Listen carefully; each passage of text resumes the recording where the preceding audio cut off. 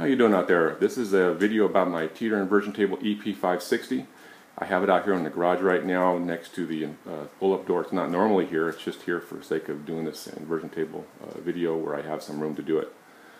I just want to go over some tips and suggestions that might really help you to enjoy the table even more. The first one is that most tables come with solid backs with padding. You may not enjoy that. You may like the Teeter inversion table just the way it is with the plastic. I love it that way, but you may want to at times add a pad. And a real cheap way to do that without buying something really expensive or buying a different inversion table is just to add a backpacking pad. This is a backpacking pad that I've had for 30 some years. We've gotten a lot of use out of it. I've taken on backpacking trips. We've had company over to the house. We've had kids sleep on it. It's been through wars and it's still working. So all you have to do is just make sure you buy one that has straps so you can tie it to the end temporarily.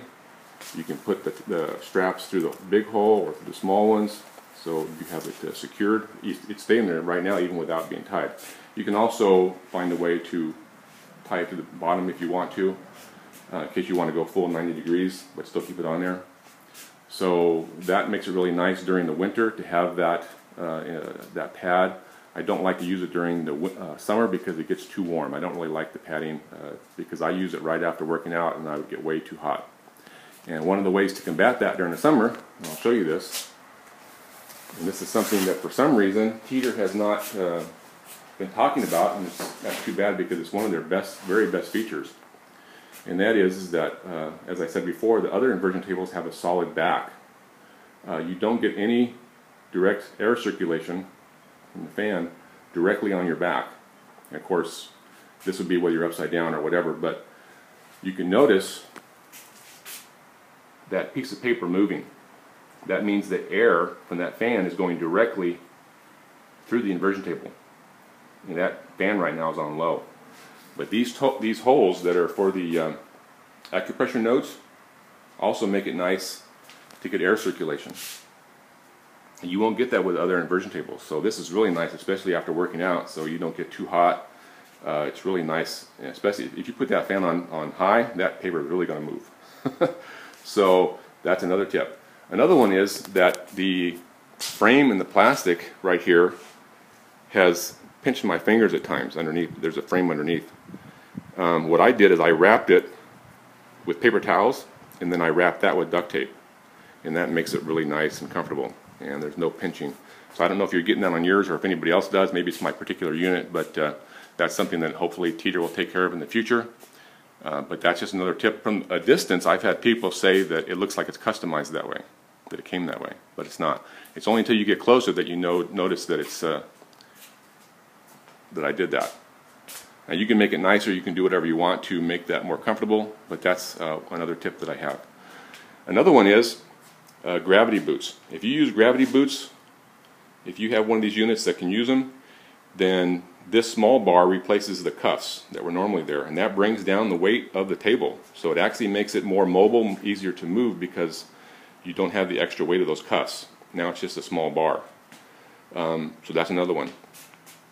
Now to move the inversion table, you never actually have to pick it up. You can actually, when this thing is folded, when it's completely folded, then this becomes the back of the inversion table.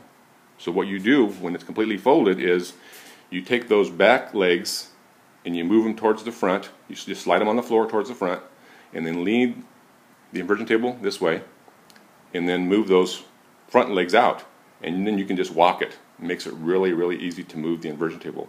Or when the legs are together, you can just rock it from side to side. You never actually have to pick up the inversion table for most uses, and that makes it really nice. I'm in my mid-50s now, and that's just a really nice thing to be able to do.